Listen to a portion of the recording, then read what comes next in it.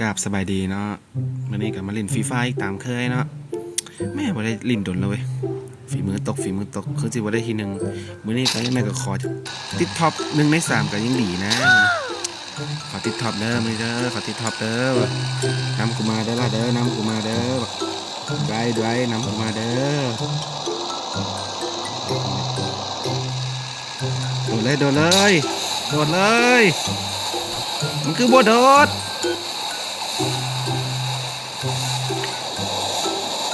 นำกูมาได้นำกู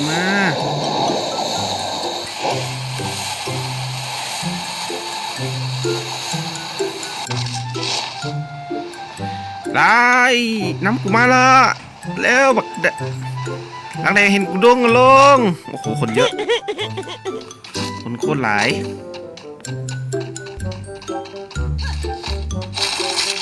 อ้าวก็แบบนี้ยากใช่ไหม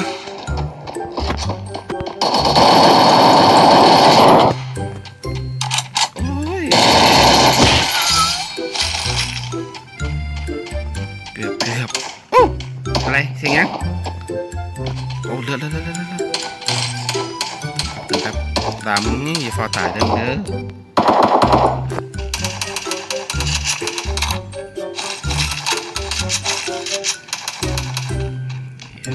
ขัดแม่ขอไปแจมเดี๋ยวกูไปแจมแจมมากโอ้ตายมันตายแฮบโอ้ตายเรียบร้อยเติมเลือดเร็วเสียงพยิงอยู่ซ้าย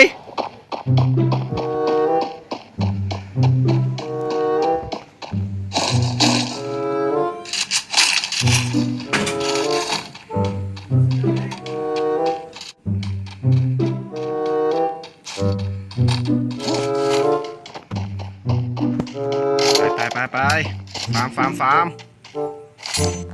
เฮ้ยขอที่3ก็ยังดีนะมึงเนี่ย2 ที่ 3ก็ดีเลือกๆก็ยังได้ที่1นะโอเคโอ้ละ2 คนละมึงเห็นบ้าน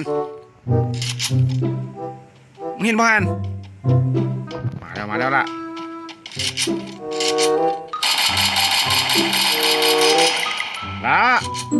มึงเห็นบ้าน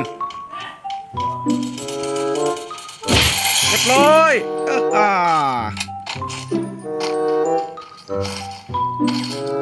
ไม่มีอย่างเลย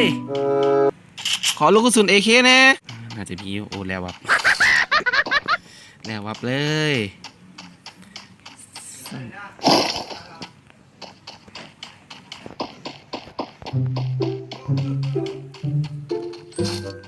ผมมีอย่างเลยเว้ย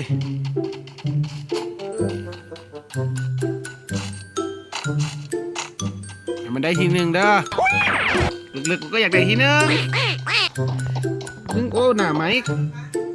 รถใส่โอ้เห็นแล้วลีอย่าไปยิงเลยลูกกระสุนบูมีนี่ปล่อยมันไปโอ้ละคนละดับเบิลยู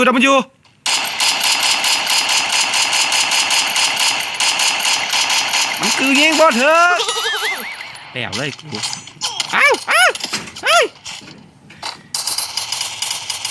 ลีก่อนกูมีกระสุนแล้ว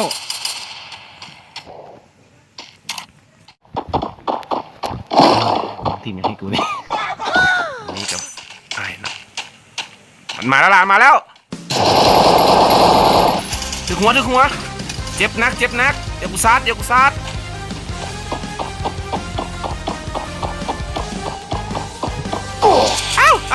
ใครยิงกู2 คนลูกสุนบอสโอ้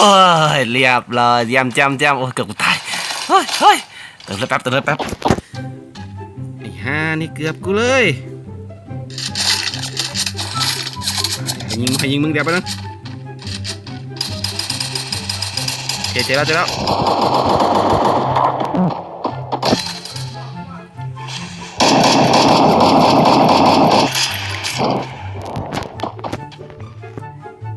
เคเติมเร็วผมยิงน้องกูบอกเวลามีตรงไหนมีคนเห็นว่าหมอบก่อนเก็บเครื่องก่อนแป๊บเก็บเครื่องก่อนใจเย็นเอาลูกกระสุนAKให้กูดูเอากูก็ได้เดี๋ยวกูเติมก่อนทางรูมีคนเด้อ2 คนกองเลือดน่ะเอาไป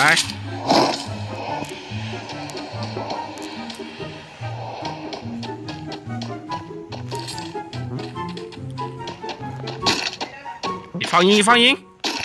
กูทีมกองเลือดให้มึงแล้วตัวเอาแล้วตัว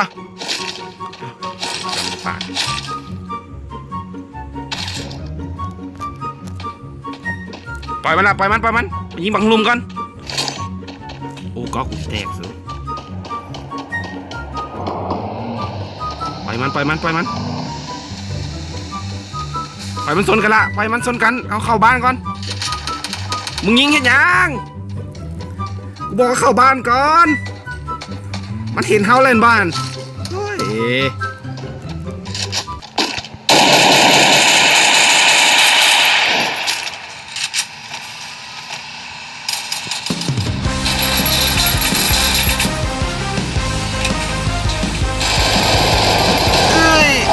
เกือบตายเฮีย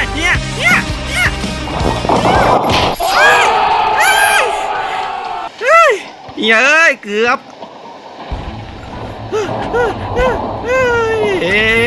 กูบอกแล้วกูไม่ได้ลินเดินฝีมือกูตก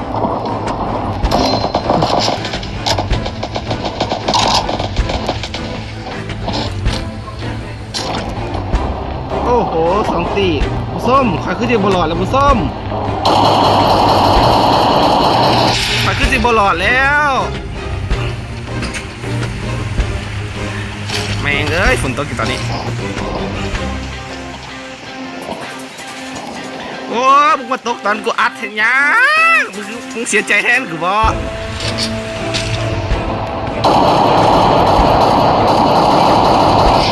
โอ้ยตายแฮสูตายแฮตายแล้วโอ้ย